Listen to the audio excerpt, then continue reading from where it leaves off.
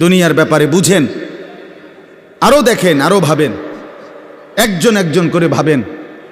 দুনিয়া আরও যদি সাজান, খোদার কসম ক্ষণিকের ক্ষণিকের ক্ষণিকের অল্প সময়ের দুনিয়া চমৎকার সাজাইয়াও তৃপ্ত হইতে পারবেন না, তৃপ্ত হইতে পারবেন।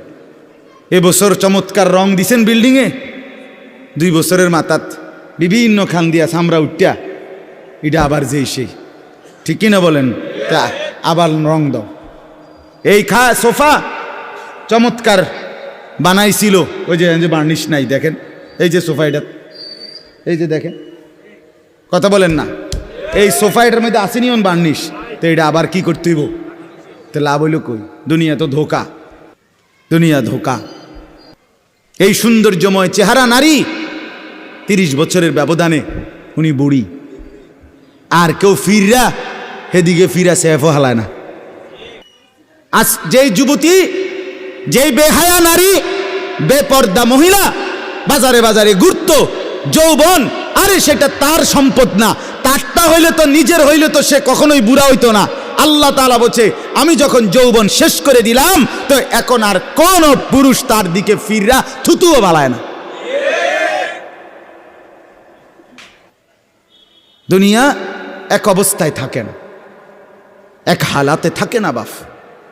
এজন্য ছেলেদেরকেও বলি, বাপ জিন্দেগি সুন্দর করো। তোমার এই হাসি থাকবে না, তোমার এই সুস্থ সুন্দর সুঠাম দেহ থাকবে না। আন্তরিকতা নিয়ে শুনলে, নিজের ভিতরে নেক মানসিকতা যদি থাকে, গ্রহণ করার মানসিকতা, তাহলে অল্প কথাতেও ফায়দা হয়। আর গ্রহণ করার মানসিকতা না থাকলেও 50 বছর শুনলেও গুনার অভ্যাস ছুটে না। দেখেন না, 70 বছরের বুড়া মানুষ চা দোকানে টেলিভিশন দেখে, তাহলে এত বড় বুড়ো মানুষ, মুরব্বী, উনি এখনো যদি বিড়ি খায়, সিগারেট খায়, এখনো যদি চা দোকানে টেলিভিশন দেখে, তো ওনার এই মন্দ অভ্যাস, বদ অভ্যাস কত বছর পরে ছুটবে? উনি আরো কয়শো বছর বাঁচলে গিয়া বুঝবে এটা গুনাহ। আর ওনার আর মেয়াদ আছে কি? এই জন্য বললাম, আপনি খবর নিলে দেখবেন 30 বছর মসজিদে আসা যাওয়া করে ঠিকই, কিন্তু যথাযথ আন্তরিকতা, দিলের মধ্যে আখেরাতের কোনো মানসিকতাই নাই, নিজেকে বদলানোর অনুভূতিই নাই, ফিকিরে নাই। সোজা কথা, পরকাল বলতে কিছু, এখন যা আছি তাই। এখন সুখে থাকলে সুখী দুনিয়া, এখন দুঃখে থাকলে দুঃখী। জিফুত যদি ঠিকমতো খানা খাদ্য খাওয়ায় খুশি, ঠিকমতো খানা খাদ্য নাই দুঃখী। এই মানে দুনিয়া পেলে খুশি, দুনিয়া না পেলে দুঃখী। লাভ লোকসান, আয় ব্যয়, হিসাব কিতাব, সুখ আনন্দ, দুঃখ বেদনা, হাসি কান্না, আবেগ অনুভূতি, সবটাই শুধুই দুনিয়াকে কেন্দ্র। এখানে কি পেলাম? এখন কি পেলাম? এখন কি পেলাম? ইনহিয়া ইল্লা হায়াতুনা দুনিয়া নামুতু ওয়া নাহইয়া। আল্লাহ তাআলা বলেন, নাফরমান আর পাপীদের জীবন কেমন হয়? কোরআনে আল্লাহ বলছেন, তাদের অবস্থা হয় এমন যে তারা বলে জীবন কেবলই দুনিয়ারটা, আর কোথাও জীবন নেই, আর কিছু নাই। নামুতু ওয়া নাহইয়া, এখানেই মরব, এখানেই বাঁচব। অমা নাহনু বিমাবউসিন। আল্লাহ বলেন, নাফরমানদের দিলের মধ্যে এই বিশ্বাস যে আমাদেরকে পুনরায় কোথাও উঠানো হবে না। আল্লাহ যে বলছেন হাসরের ময়দানে তোমাদেরকে উঠানো হবে, সুম্মা ইন্নাকুম ইয়াউমাল কিয়ামাতি তুবআসুন। আল্লাহ তাআলা বলেন, তোমাদের প্রত্যেককে কিয়ামতের দিন হাসরের মাঠে তোলা হবে। আল্লাহ বলেন, বেঈমানের দিলে এটা থাকে না। তার কথা হলো, প্রাপ্তি অপ্রাপ্তি, লাভ লোকসান, ভালো মন্দ, হাসি আনন্দ, দুনিয়া। ছেলে বিদেশ থেকে টাকা পাঠাইতেছে, খুশি। ছেলে বিদেশ থেকে টাকা টুকা ঠিকমতো দেয় না বা কামাই রোজগারি কম, জিজ্ঞাসা করবেন কেমন আছেন, কি এর বালা, আমরা আর বালা কি এর,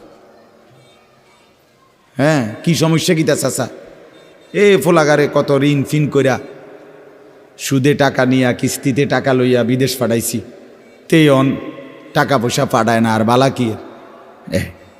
তাহলে উনি দুঃখী কেন, টাকা নাই, আবার টাকা পাঠাইতেছে মাশাআল্লাহ, পান খাওয়ার স্টাইলই আলাদা, চা খানার ঢঙে আলাদা, কথাবার্তার স্টাইলই ভিন্ন। কেমন আছেন, আসি আল্লাহর রহমতে, আপনাকে দোয়ায় 10 জনের দোয়ায় আল্লাহ ভালোই রাখছে। কেমনে ভালো, এতে আল্লাহর রহমতে টাকা পাঠায়, আমরা তার মা আমি আমরা মিল্লা খাইয়া পইরা ভালো আছি।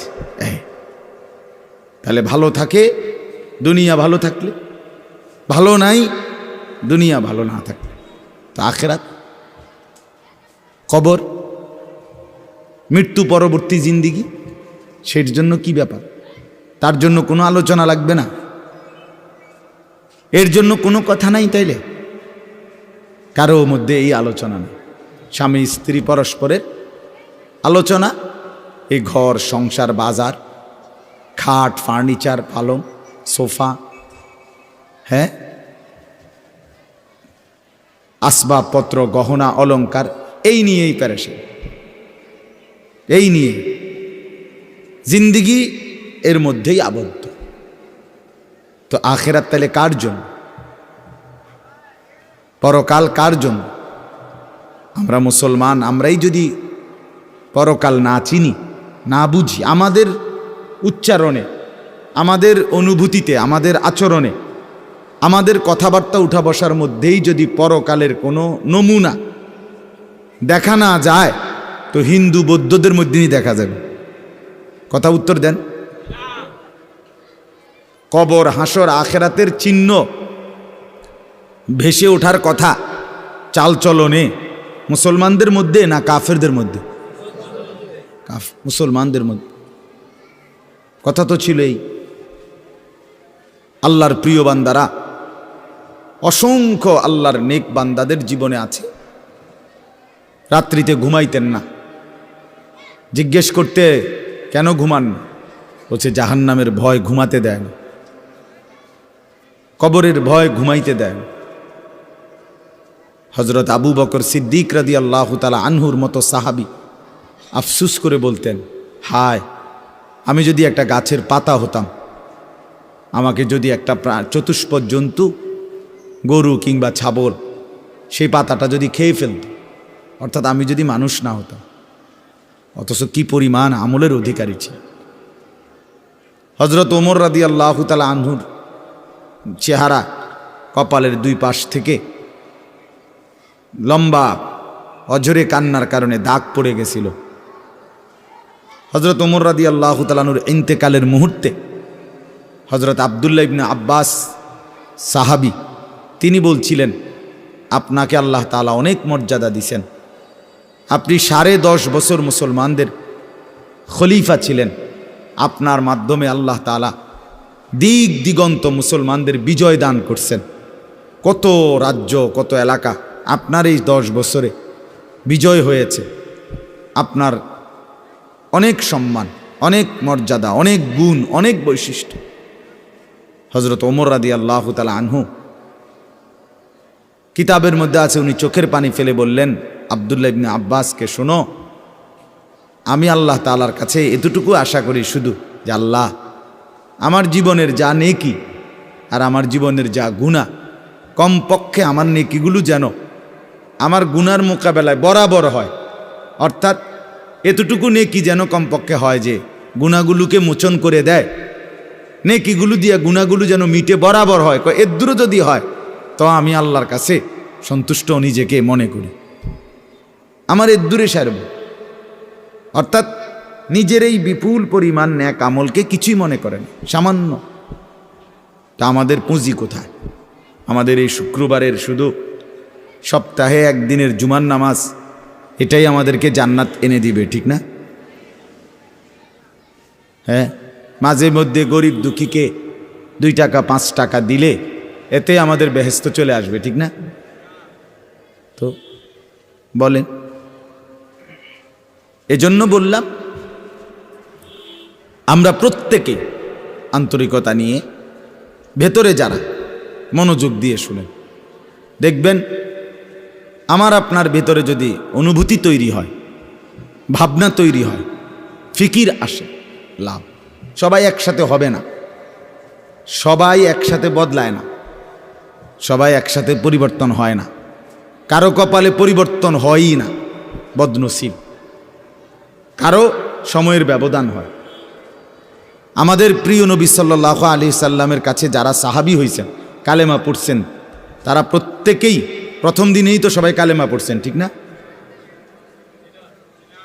বুঝেন নাই কথা? যতজন সাহাবী হয়েছে নবীজির, সবাই একদিনেই কালেমা পড়ে ফেলছে নাকি? তাহলে সময়ের আগ পিছ আছে কি না বলেন? কেউ প্রথম দিন কালেমা পড়ছে, কেউ 21 বছর পরে কালেমা পড়ছে, কেউ 22 বছর পরে কালেমা পড়ছে। তো যিনি 23 বছরের মাথায় কালেমা পড়ছে তিনিও কামিয়াব, যিনি প্রথম দিন কালেমা পড়ছে তিনিও কামিয়াব, সৌভাগ্যবান। এজন্য বুঝ আসবে, এর মধ্যে আকপিস হবে। সবাই একই দিনে জোনায়েদ বাগদাদি হবে না, সবাই একদিনে বাইজিদ বোস্তামি হবে না, সবাই একদিনে রাবেয়া বসরি হবে না, সময়ের ব্যবধান হবে, আকপিস হবে। এবং কারো কপালে হেদায়েত জুটবেই না। ইন্নাকা লা তাহদি মান আহবাবতা।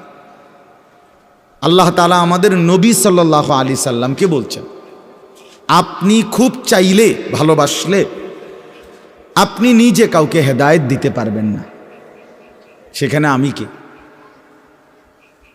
কথা বলেন না। সেখানে আমাদের কোনো পাত্তা আসেনি কোনো।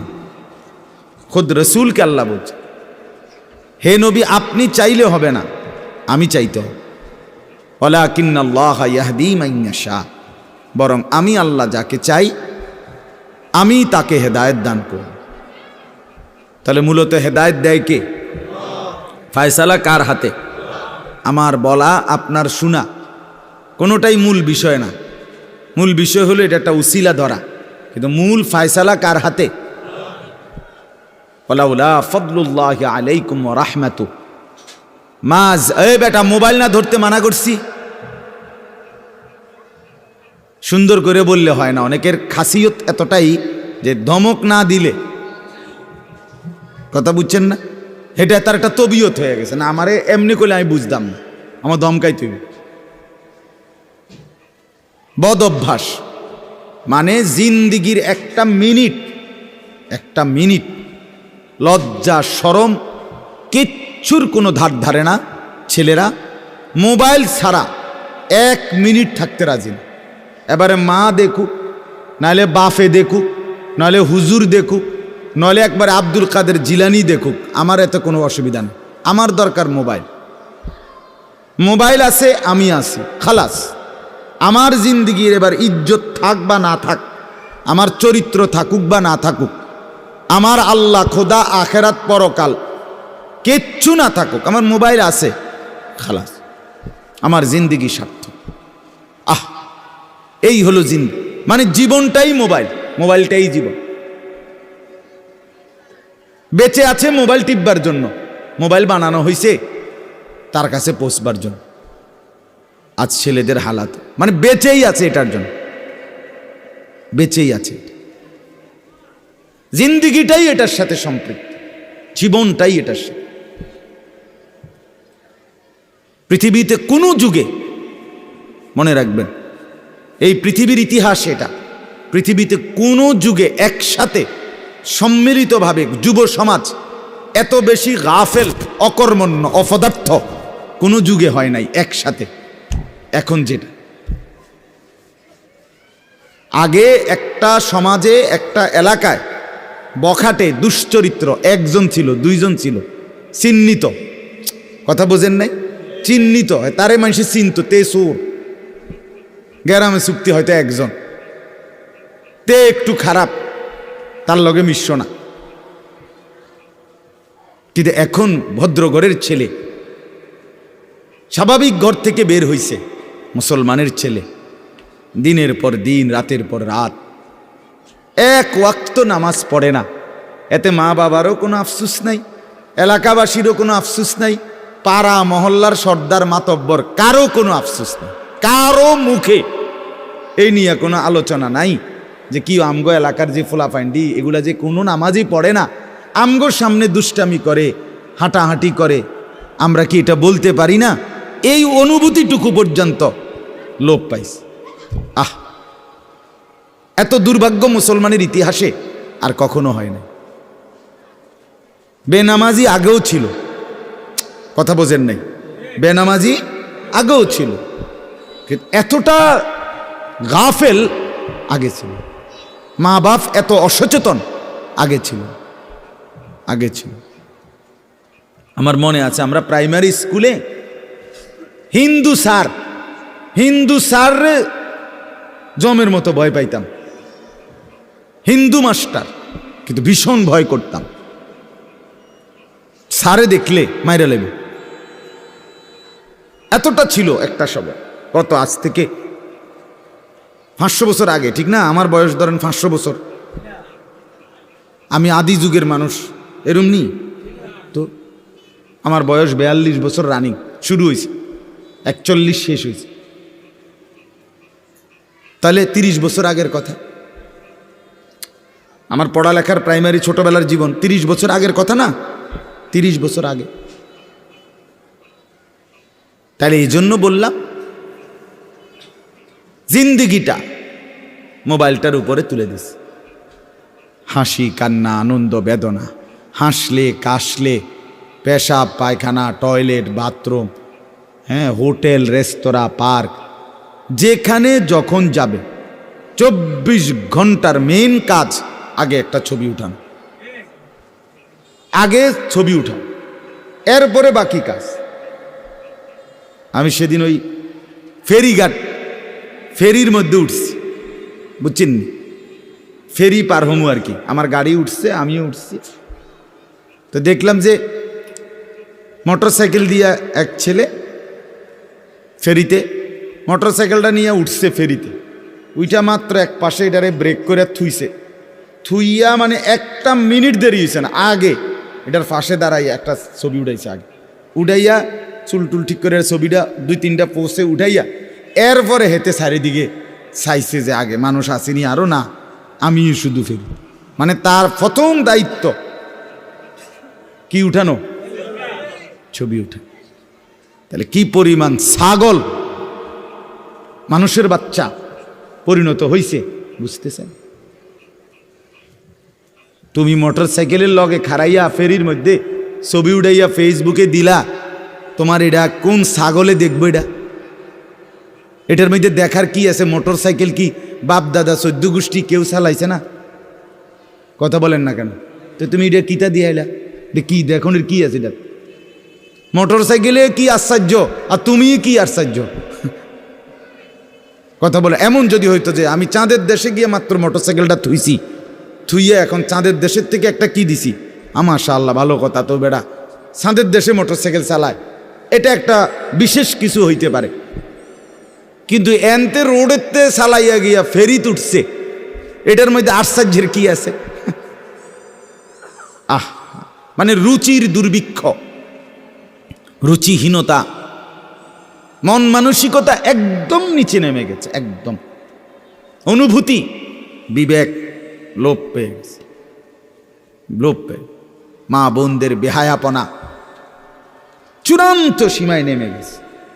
মহিলারা পুরুষ সামনে দোনো পাশে ডানে বামে হাঁটতে উঠতে লড়তে দৌড়তে কোনো লজ্জাবোধ করে না।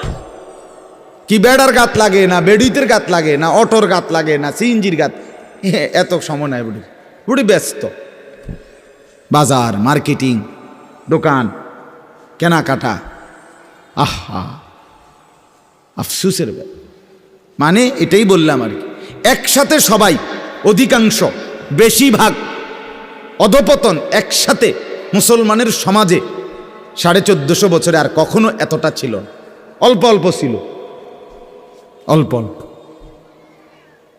একজন দুইজন।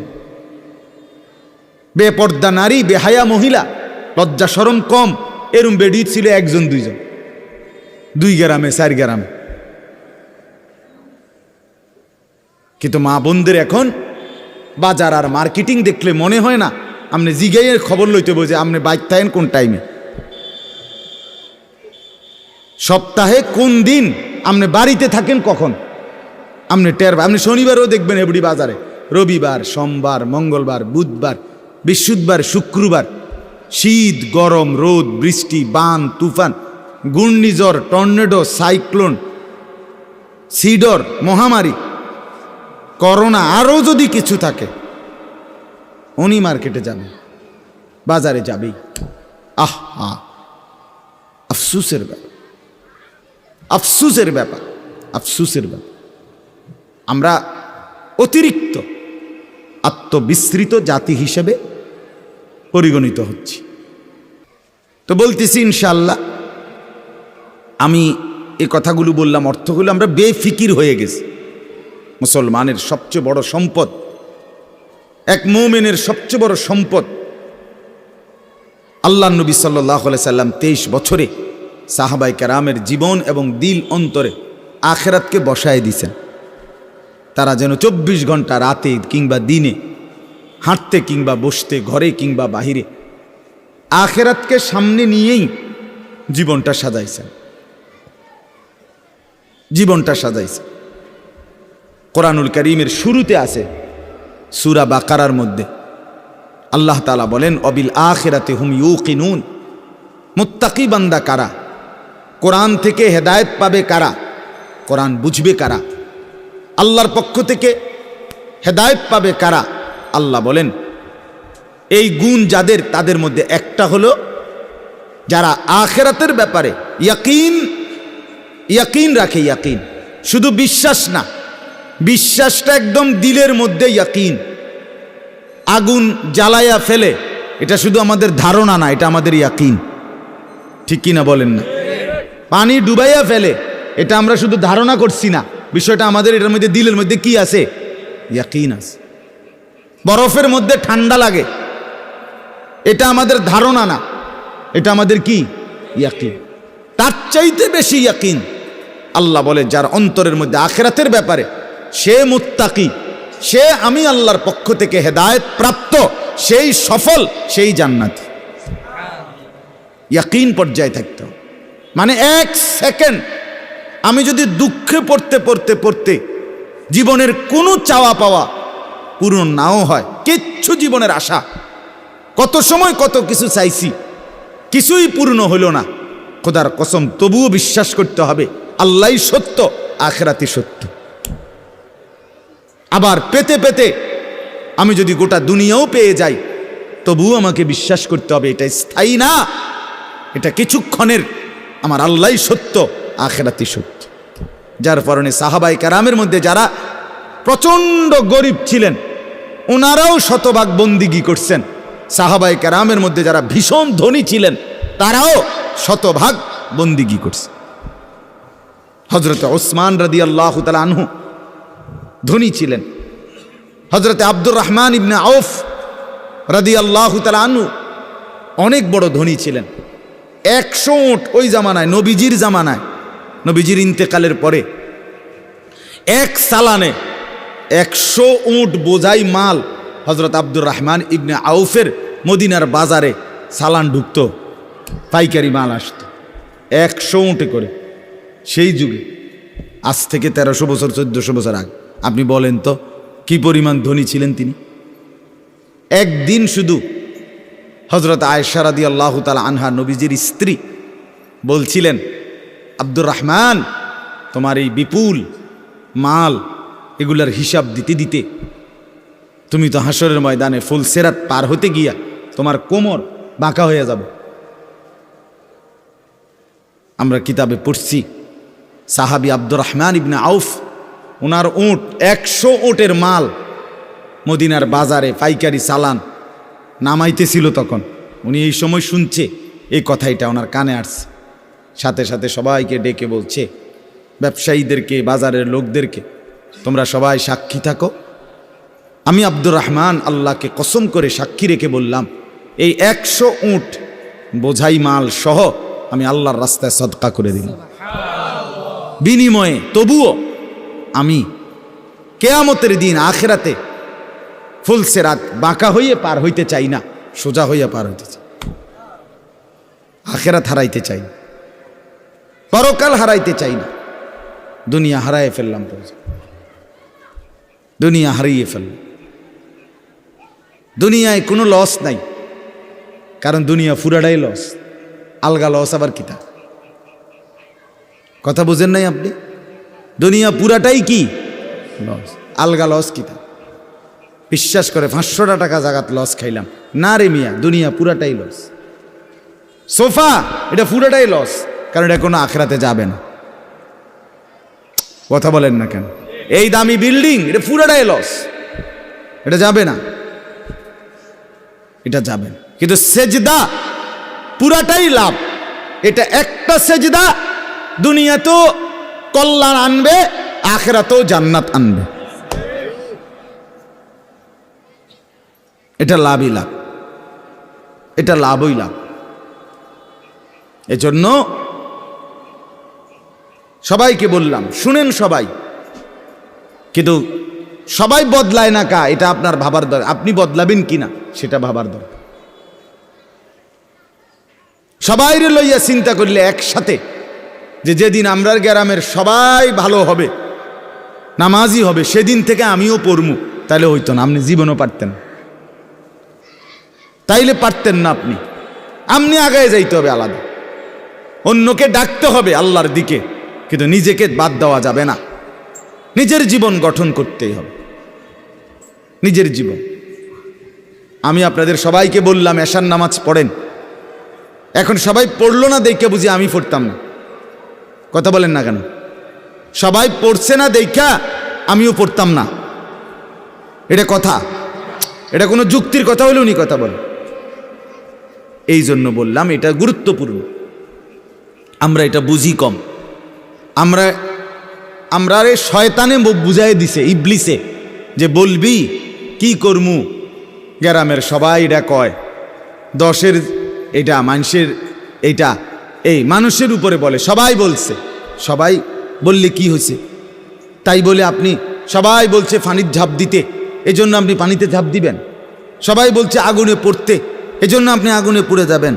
কোনো বাস যদি অ্যাক্সিডেন্ট হয়, 50 জন যাত্রীর মধ্যে যদি 49 জনও মারা যায়, আর একজন লোক যদি বুঝে সে বাঁচতে পারবে, বের হইতে পারবে, এই কারণে সে যে না 49 জন মরে গেছে, যেহেতু আমার আর বাচ্চা লাভ কি, আমিও মরে যাই, এটা নিয়ে কই বসে?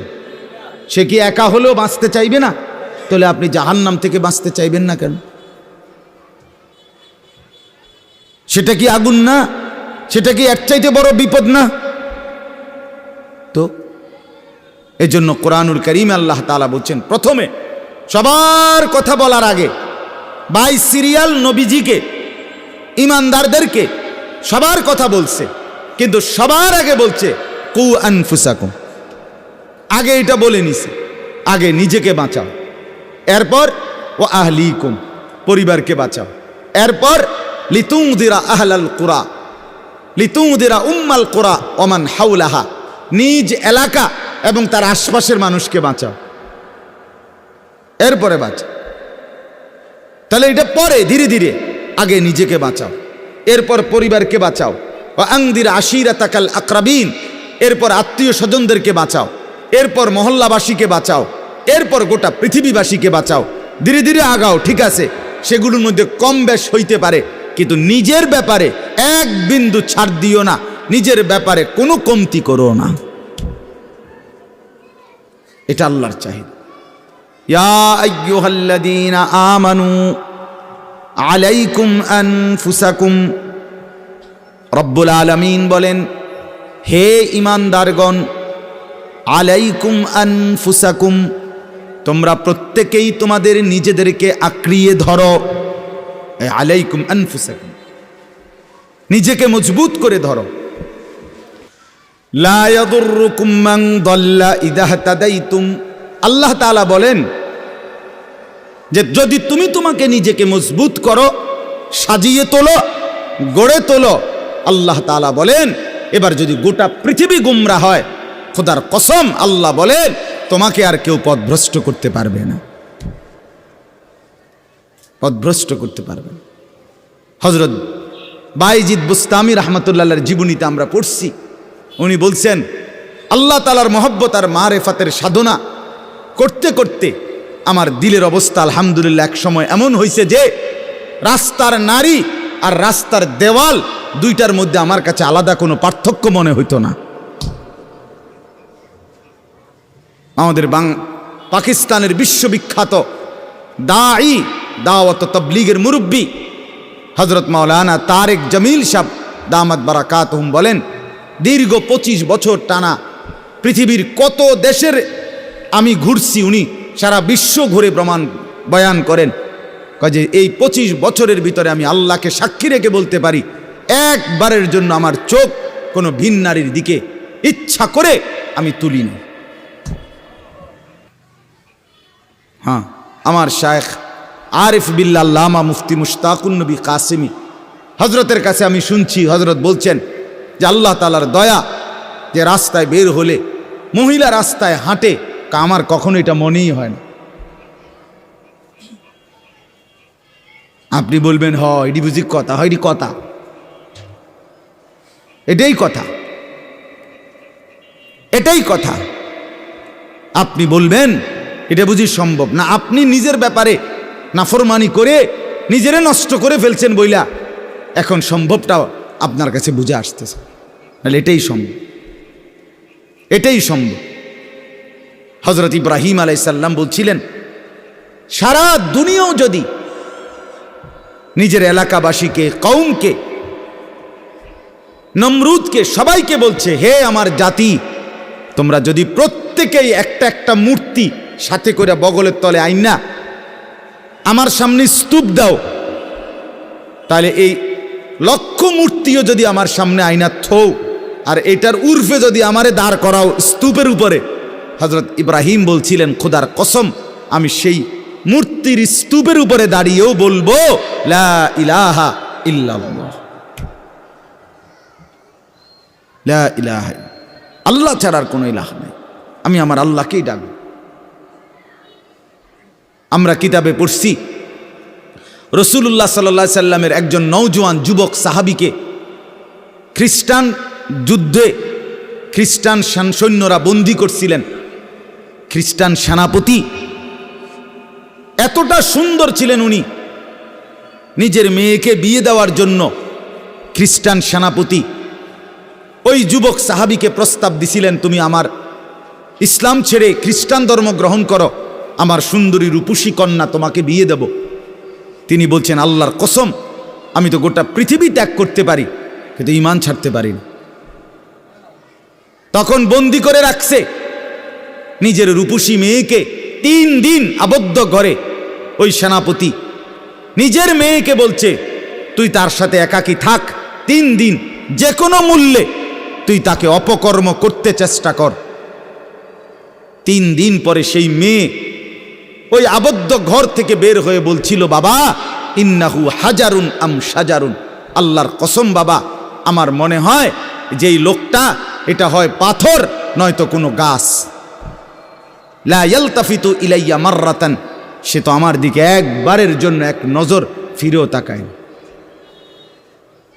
মানুষের কোনো অনুভূতি তো নাই মনে হয় তার মধ্যে। এই কেউ যখন নিজেকে গঠন করে গোটা পৃথিবী নাচলেও তার আর অসুবিধা হয়। আলহামদুলিল্লাহ আমরা যারা মাদ্রাসায় পড়ছি আমরা এটা দিল থেকে বলতে পারি, আমরা যারা মাদ্রাসায় পড়ছি ছোট্টবেলা থেকে, আজকের এই পৃথিবী পোশাকে, কাপড়ে, লেবাসে, ডিজাইনে, রঙে, ঢঙ্গে আরো যদি মনে করে ফ্যাশনেবল, আরো বলে আধুনিক হয়ে গেছে, আল্লাহর কসম আমরা এই সমস্ত আধুনিকতার সামনে দাঁড়িয়ে আমাদের এই পাঞ্জাবি, টুপি, দাড়িওয়ালা পোশাককেই সর্বশ্রেষ্ঠ সুন্দর মনে করি।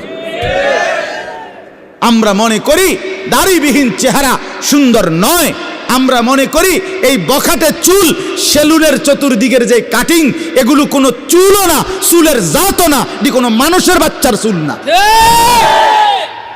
কোনো মানুষের সাওয়ার চুল না, এগুলো কোনো সুস্থ স্বাভাবিক মাতাল হয় নাই, পাগল হয় নাই, স্বাভাবিক কোনো মানুষের চুল এত বিকৃত কালারের হইতে পারে না, ডিজাইনের হইতে পারে না। আর সে তো মুসলমান, মুসলমানের চুল এমন হবে কেন? ইহুদিরটা হইতে পারে, সেটা তাদের ব্যাপার, খ্রিস্টান হতে পারে তার ব্যাপার, হিন্দুর হইতে পারে সেটা তার ব্যাপার, কিন্তু আমার মুসলমান, আমার যুবকের চুল এমন হবে কেন? মূল কথা হইল আত্মমর্যাদাহীন, বেগায়রত, আত্মসম্মান বোধ নাই, নিজের পরিচিতি নিজের কাছে নাই, নিজেই নিজেকে চেনে না। সে কার সন্তান, মা কে, বাবা কে, ধর্ম কি, তার আল্লাহ কে, তারে বানিয়েছেন কে, তাকে কাকে মানা উচিত, কাকে অনুসরণ করা উচিত। আজকে টেলিভিশনের অব্যাহত প্রচারণা, দুশ্মনের অব্যাহত টানা লাগাতার প্রচারণা আমাদের নারী পুরুষকে বেসামাল বানায়। সবাই মিলে পাগল যে কাফেরের মতো সাজো, দুশ্মনের মতো সাজো, ইহুদির রঙই রং, খ্রিস্টানের সাজে সাজ, কাফের বেঈমান নাস্তিক মুরতাদ তাদের রং ঢং, তাদের চুল, তাদের লেবাস, তাদের জামা, তাদের শাড়ি, তাদের গহনা, তাদের প্যান্ট, তাদের লেবাস, তাদের পোশাক, এটাই সৌন্দর্য, এটাই আকর্ষণীয়। এটা হলো মূলত রুচিহীনতা, বিকৃত মানসিকতা, আত্মসম্মান বোধ, আত্মপরিচয়হীন ব্যক্তির পরিচয়। যে নিজেকে চিনে না, যে জানে না আমি চিনি আলহামদুলিল্লাহ, আমার আল্লাহ আছে, আমার একজন রসুল আছে, আমার একটা কিতাব আছে, আমার একটা ধর্ম আছে, আমি কেন অন্যের পোশাক পরব, আমি কেন অন্যের রঙে সাজবো? আমি কি ফকির? কথা বলেন না কেন? আমি ফকির নাকি বেটা? আমি তোরটা মতো মানবো কেন? আমার আল্লাহ আছে না, আমার রসুল আছে না, আমার লক্ষ চাইতে বেশি সাহাবী আছে না, আমার আউলিয়ায়ে কেরাম আছে না, ওলামায়ে কেরাম আছে না। তাইলে এজন্য দয়া করে প্রত্যেকেই ফিকির করেন, আত্ম উপলব্ধি বড় নিয়ামত, বড় নিয়ামত। নিজেকে চিনা, নিজের বুঝ বুঝা, দুনিয়ার ব্যাপারে বুঝেন, আরও দেখেন, আরও ভাবেন, একজন একজন করে ভাবেন। দুনিয়া আরও যদি সাজান, খোদার কসম ক্ষণিকের ক্ষণিকের ক্ষণিকের অল্প সময়ের দুনিয়া চমৎকার সাজাইয়াও তৃপ্ত হইতে পারবেন না, তৃপ্ত হইতে পারবেন।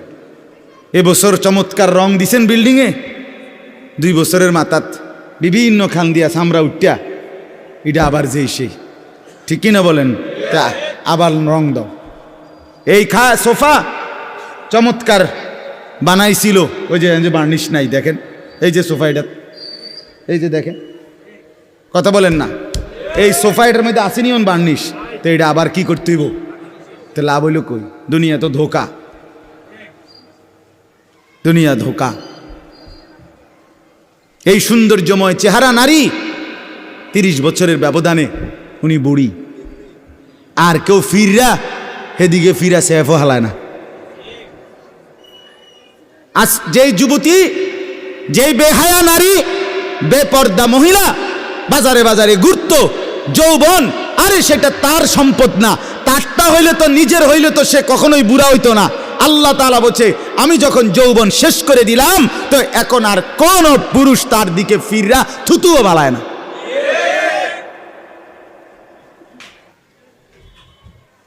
থুতুও ফেলে না। হায়াতের প্রত্যেক মুহূর্ত আল্লাহর দান। দুনিয়া অল্প ক্ষণিকের, দুনিয়ার প্রত্যেকটা অবস্থা পরিবর্তনশীল। এই যে বৃষ্টি হচ্ছিল, এখন নাই, আবার একটু পরে হইতে পারে। এই যে অন্ধকারে ঢাকা, এটা স্থায়ী না, একটু পরে আবার সকাল হবে। এই যে চমৎকার আলো, এটা স্থায়ী না, একটু পরে আবার সন্ধ্যা হবে। এই তো হাসতেছে লোকটা, কিছুক্ষণ পরে আবার কাঁদবে। এই সুস্থ মানুষ, কিছুক্ষণ পরে আবার ব্যারাম, রোগ, এরই নাম দুনিয়া। ঘুরতে থাকে, পরিবর্তনশীল, স্থায়ী না, অল্প সময়, অল্প সময়। দুনিয়া অল্প কিছুক্ষণের, আখিরাত স্থায়ী, মৃত্যু পরবর্তী জিন্দিগি স্থায়ী, সেটা হবে, এটা যেহেতু হইছে ওইটাও হবে। এটা যিনি নিয়ন্ত্রণ করে সেটাও তিনি নিয়ন্ত্রণ করেন। আমাদের কারো ইচ্ছায় সন্ধ্যা হয় না, আমাদের কারো ইচ্ছায় ভোর হয় না।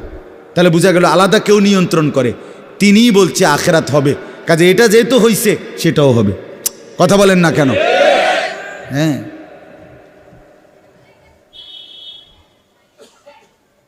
বলে বাসর রাত যত আকর্ষণীয় রাতই হোক ভোর হয়ে যায়, জেলখানার রাত, ফাঁসির রাত যত মুসিবতেরই হোক ভোর হয়ে যায়।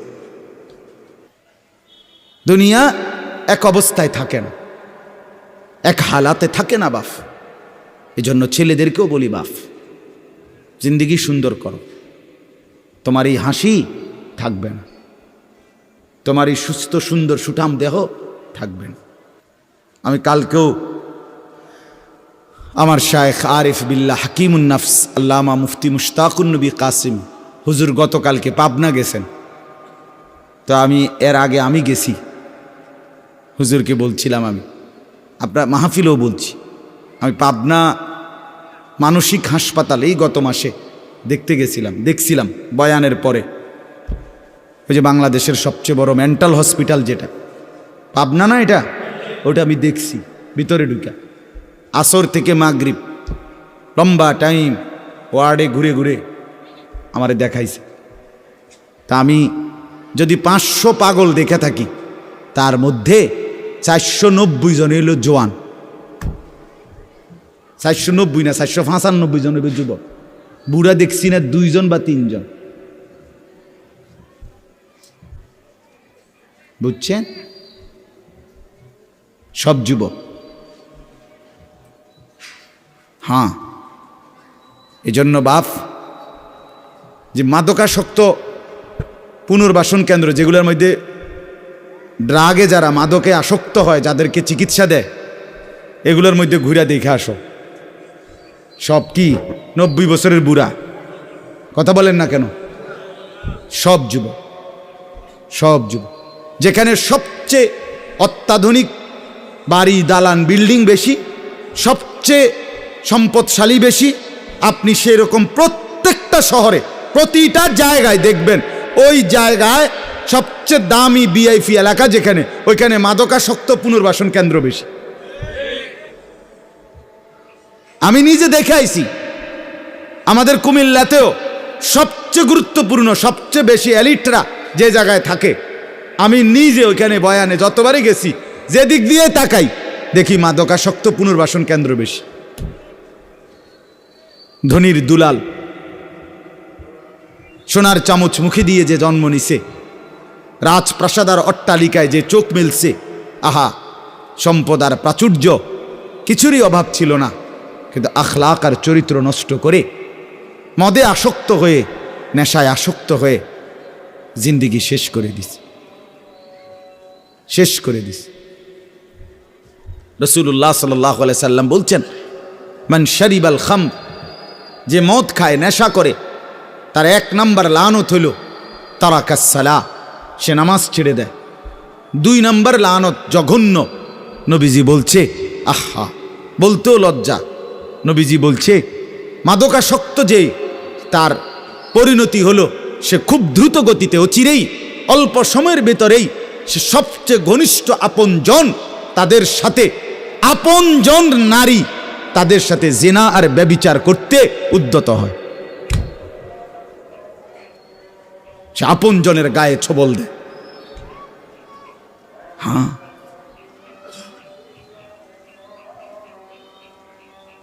এজন্য জিন্দিগি গঠন করা, দুনিয়া নিয়া খুব বেশি মাতামাতি চলতেছে, খুব বেশি দুনিয়া সাজাইতেছে সবাই, সুন্দর গাড়ি, সুন্দর বাড়ি, সুন্দর পার্ক, সুন্দর হোটেল, সুন্দর রেস্তোরাঁ, সবার চেষ্টা দুনিয়া লোভনীয় করা। একটা বোরখা গায়ে দিবে নারী, এইটার উপরে সে ডিজাইন করতে করতে এটারে আর বোরকার মেন যেই অস্তিত্ব এটার নাই, এটার মধ্যে এই পরিমাণ রং রং লাগাইছে, এবারে এটার মধ্যে বোরকা কোনটা এটার খুঁজে পাওয়া যায় না। অসভ্যতা, মানে একটাই মাকসাদ, নিজের দেহ দেখাও, আবার কাপড়ের রং ঢঙও দেখাও, তাহলে হায় বোন তোমার পর্দা কোনটারে বলে? তাইলে পর্দা কোনটাই বল? যদি বেড়াই ঘাস খায় তো সেই বেড়া দিয়ে লাভ কি? যদি বোরকাই রঙ্গিলা হয়, বোরকার মধ্যে যদি ফুল টুল লাল নীল রঙ্গিলা হয়, তো সেটাও তো পুরুষ লোভের দৃষ্টিতে দেখবে, তো ঢাকবে কি? কে কারে ঢাকে তাইলে বলে? এজন্য দয়া করে প্রত্যেকেই, ছেলেদেরকেও বললাম, বাবাদেরকেও বললাম, মা বোনকেও বললাম, প্রত্যেকেই দুনিয়ার মোহ কমান। দুনিয়া অল্প কিছুক্ষণ। দুনিয়া কতক্ষণ বলেন না? আখিরাতে স্থায়ী। আখিরাতে স্থায়ী। দুইটা মিলান একসাথ করেন। দুনিয়া বাদ দিতে বলি না, দুনিয়া বাদ দিয়েন না। বাজার আমরাও করি, দুনিয়া বাদ দিতে বলি নাই, আখিরাত বাদ দিতে নিষেধ করছি। দুনিয়া বা অনেক মানুষের কইলে কয় হ্যাঁ তাইলে কি এ হুজুরগো কথা দইরা বাজার সদাই আয় রোজগার ইনকাম সব থুইয়া আল্লাহ বিল্লাহ করতে বললো নাকি? আমনের এটা আমরা কইছিনি কোনোদিন, তাহলে আপনি এই ফাজিলি কথা বললেন কেন বলেন? আখিরাত মানে কি? জঙ্গলে চলে যাওয়া। আখিরাত মানে কি? সুন্দরবনে চলে যাওয়া। আখিরাত মানে কি? পাহাড়ের উপরে উঠে যাওয়া। তো তাইলে আপনারা বাদ দিতে বলছে কে? স্ত্রী, পুত্র, পরিজন, ছেলে মেয়ে, বাজার, ব্যবসা সবই আছে, কিন্তু সাথে আল্লাহকে রাখেন, আখিরাতকে রাখেন, পরকালকে রাখেন, বাজারও করেন, নামাজও পড়েন। কথা বলেন না? হাসি আনন্দ মজাকও করেন, আল্লাহকে সেজদাও করেন। স্বামী স্ত্রী সংসার করেন, আল্লাহকে সেজদাও করেন। রাসূলুল্লাহ সাল্লাল্লাহু আলাইহি সাল্লাম তার একসাথে 9 জন স্ত্রী ছিল, 9 জন বিবি ছিলেন আল্লাহ পাকের অনুমতিতে একসাথে। তো তিনি প্রতি রাত্রে পৃথক পৃথক সিরিয়াল করা রুটিন মাফিক স্ত্রীদের কাছে রাত থাকতেন। কিছুটা সময় স্ত্রীকে সময় দিতেন, বাকিটা সময় তাহাজ্জুদের নামাজে আল্লাহ তাআলার জন্য সারা রাত দাঁড়িয়ে থাকতেন। দাঁড়িয়ে থাকতেন। নবী সাল্লাল্লাহু আলাইহি সাল্লাম কি আহার করে নাই? নবী সাল্লাল্লাহু আলাইহি ওয়াসাল্লাম কি সংসার করে নাই? নবী সাল্লাল্লাহু আলাইহি সাল্লামের কি সন্তান ছিল না? কথা বলেন না কেন? নবী সাল্লাল্লাহু আলাইহি ওয়াসাল্লামের খায়বারের মধ্যে নবীজির নিজের খেজুরের বাগান ছিল। রাসূলুল্লাহ সাল্লাল্লাহু আলাইহি ওয়াসাল্লামের শস্য আপনার খেজুরের বাগান ছিল। তাইলে আল্লাহ নবী সাল্লাল্লাহু আলাইহি সাল্লাম দুনিয়া বাদ দেন নাই। সাহাবায়ে কেরামের অসংখ্য সাহাবী তারা বাজার করতেন, ব্যবসা করতেন, তরি তরকারির চাষাবাদ করতেন, খেজুরের বাগান করতেন, আঙ্গুরের বাগান করতেন, তাই তারপরে আখিরাতের বন্দিগিও করতেন। এটাকে বাদ দিতে বলছে কেউ আপনাকে? আমরা বললেই উল্টা কথা কয়, উল্টা মাইতো না চাই হুজুরের এত কথা ধরলে আর চলন যাইতো না। আর না আমনে একটা চলিন হইয়া গেছেন, আর আমরা হইতে রয়েছি সবাই। আমনে গেল ভাত খান, আমরা 3 বেলা চিরা খাই ভিজাইয়া। এজন্য দয়া করে আখিরাত বাদ দিয়েন না, আখিরাতকে মিলান।